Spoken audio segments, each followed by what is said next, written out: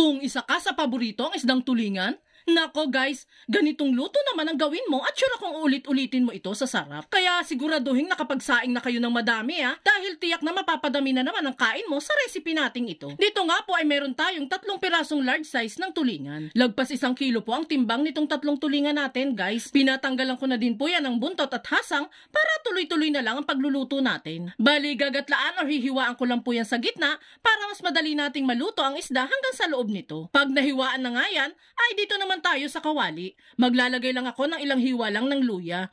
Pampatanggalan sa po kasi ang luya guys. Then saka natin isasalansan dito yung mga tulingan. Lalagyan na din po natin yan ng asin para sa pagpapakulo pa lang yan ay may lasa na tong isda natin.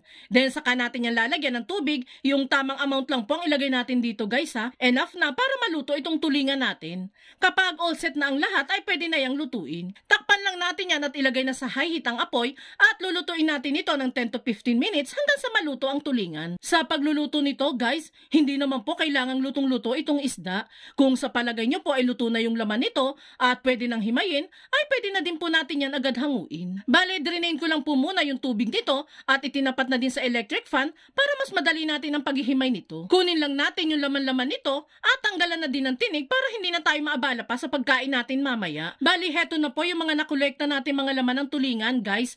At this point ay pwede na ulit tayong magluto. Dito nga sa ating kawali ay maglalagay lang muna ako ng mantikang panggisa. Painitin lang muna natin yan. Then saka unahing igisa dito itong hiniwang luya. Gisa lang natin yan ng mga 1 minute, then saka natin isunod ang sibuyas at bawang. Igisa lang natin yan hanggang sa lumabas na ang bango ng mga aromatics. Then pwede na din natin agad ilagay yung mga hinimay-himay nating tulingan. Then saka ito igisa at halu-haluin. At kung nakaabot ka sa part ng video nating ito, it means na interesado ka sa tulingan recipe na sinishare natin today. At kung sakali pong magugustuhan mo ito, pwede po bang pakipusuan mo naman ang video natin at mag-iwan ka na din po ng comment na Yummy Tulingan Recipe. Maraming salamat po. Kapag nga naigisa na natin dito ang mga laman ng tulingan, ay maglalagay naman tayo dyan ng 600 ml ng piganggata. Kung wala po kayong mahanapan ng piganggata, pwede naman po yung nasa pouch na lang. Buhos lang natin lahat ng yan, then saka isunod natin ng mga pampalasang seasonings, paminta, at asin. Adjust nyo na lamang po guys yung mga pampalasa, depende sa taste na gusto ninyo. Isasabay na din po natin dito yung 4 na pirasong siling panigang. Haluin lang muna yung maigi hanggang sa humalo ng maigi ang mga pampalasa dito. Hayaan lang po natin muna yung kumulo ng mga ilang minuto. Then saka natin yung lalagyan ng 1/4 cup lang ng suka.